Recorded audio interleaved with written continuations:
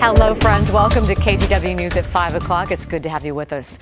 COVID-19 vaccinations are increasing, but so are the number of coronavirus cases. Today, the state of Oregon reported 733 new cases and 6 more deaths. This uptick has been happening over the past 4 weeks. Pat Doris reports on this springtime surge. The Oregon Health Authority reports more than 38,700 people a day are getting a COVID vaccine across Oregon. But cases are still on the rise. And Oregon Health Authority Director Patrick Allen told lawmakers this week it's likely because of several reasons. There's really kind of a little bit of everything. Lots of counties came out of higher risk levels, although some have begun moving back up again. We've got lots more kids in school. We've certainly got lots more presence of variants that are more contagious. And then I think we've also got some pandemic fatigue. Either people are just done with it, emotionally, myself included, and other people, I think, see people getting vaccinated and are taking that kind of as an all clear. Let's take a look at the numbers. New cases. For the week of March 15th through the 21st, there were 1,920 new cases. 4 weeks later, at the end of last week, there were 3,722 new cases. That's a 94% increase. Hospitalizations. During that same first week, 137 people were hospitalized with COVID. Last week, the number was 156, a 12% increase. The testing positivity rate, which is an indication of how widespread the virus is, was 2.9% a month ago, and last week it was 4.4%. That's still under the state's benchmark of 5% for widespread alarm, but it's moving in the wrong direction. OHA Director Allen said he's thinking creatively about how to increase testing. I've also asked our team, although it's not a public health best practice, to look to see if there are opportunities to combine testing events with vaccination events, because the field apparatus and investment is similar. He added that he'd only consider that in areas with low positivity rates. And while we don't hear about them as much anymore, COVID outbreaks in the workplace have not disappeared. During the week of April 2nd through the 9th, the state reported outbreaks at 20 different companies, from Coos Bay to Medford to Wallaton to Hillsborough. What's not happening? The number of outbreaks at senior living centers. They're way down. Just 4 places had outbreaks during the same week in April. It's likely vaccinations and maybe earlier cases have slowed the spread among seniors. Sometime, maybe today, maybe tomorrow, someone's going to get their second dose of the vaccine and become the 1 millionth person in Oregon to be fully vaccinated. It's a moment worth noting, and it's certainly not the end. It will probably take about 2.8 million of us being fully vaccinated before we reach herd immunity. In Northeast Portland, Pat Doris, KGW News. We have knocked down this virus already 3 times. But we have to knock it down a 4th time, because unfortunately we are now experiencing significant growth in this virus in our beautiful state. That beautiful state is Washington. We've been reporting about the rising COVID cases there as well. Today, people 16 and older in that state can now sign up to get vaccinated. And Tim Gordon's got the story. There's plenty of fresh air at the dog park in Ridgefield for Emily Dolan to bring the dogs. The 18-year-old high school senior says she's been following the rules. Keeping my circle small, just distancing, wearing a mask, everything like that, yeah. And she'll be breathing even easier soon. You're set to get vaccinated. Yes, I am. Yeah, Saturday. Emily will get her first dose, just like tens of thousands of people have at the Clark County Event Center. My dad's a healthcare worker. He's a dentist, so he has a lot of high-risk patients, a lot of elderly, so I think it's important to protect myself and for him to protect himself too, so, we don't carry it on to the high-risk patients. Adding everyone 16 and up is the final vaccination group for now.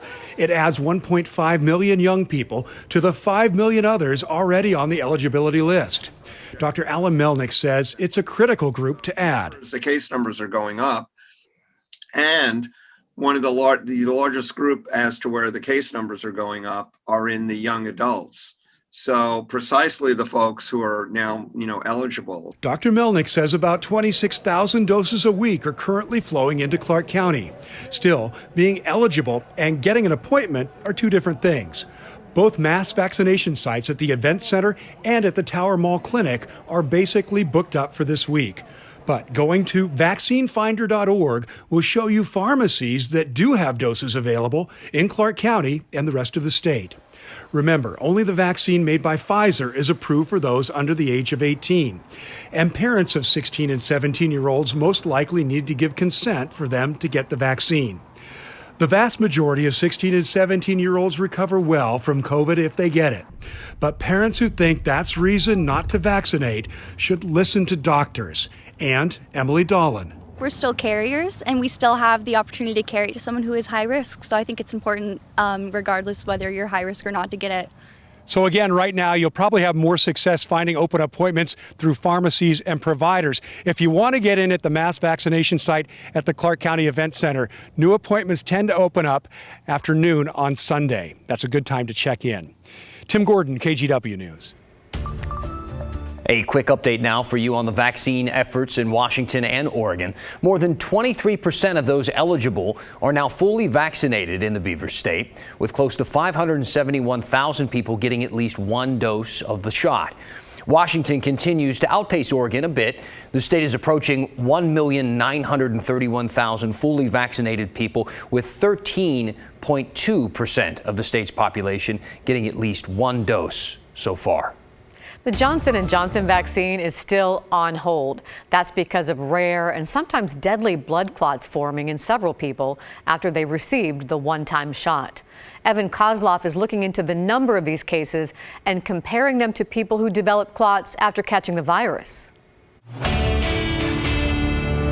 A big announcement from the CDC and the FDA when they recommended pausing the Johnson & Johnson vaccine after 6 women developed blood clots after getting the shot. And look, there are a lot of statistics that are being thrown around right now, so we're going to dig into the numbers. Let's verify, are you more likely to see blood clotting if you have COVID than if you've gotten the Johnson & Johnson shot? Here are sources: the CDC, the FDA, and 2 Johns Hopkins University experts, Dr. Panagis Galiotsatos and Dr. William Moss. All our experts say that based on what we know right now, these risk factors are worlds apart. So far, only 6 women have been identified as having these CVST blood clots. That's out of almost 7 million Americans who have taken the Johnson & Johnson shot. If that number 6 is all the cases, then we're talking about 1 in a million.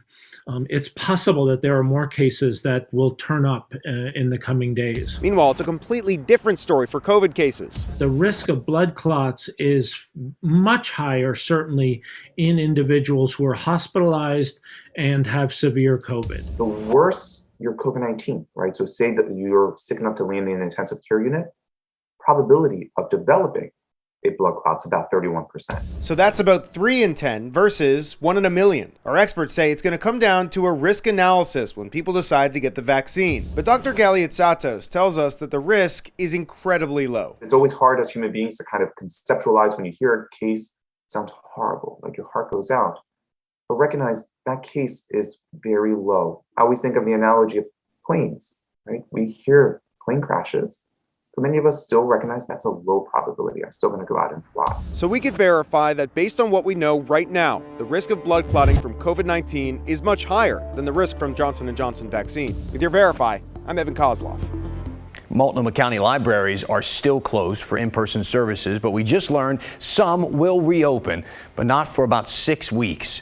The Capitol Hill, Gresham, Holgate, Kenton and Midland locations will reopen on June 1st. There will be limited capacity and time limitations, but you will be able to do the things that you need to do, like printing and faxing or using family computer spaces and browsing.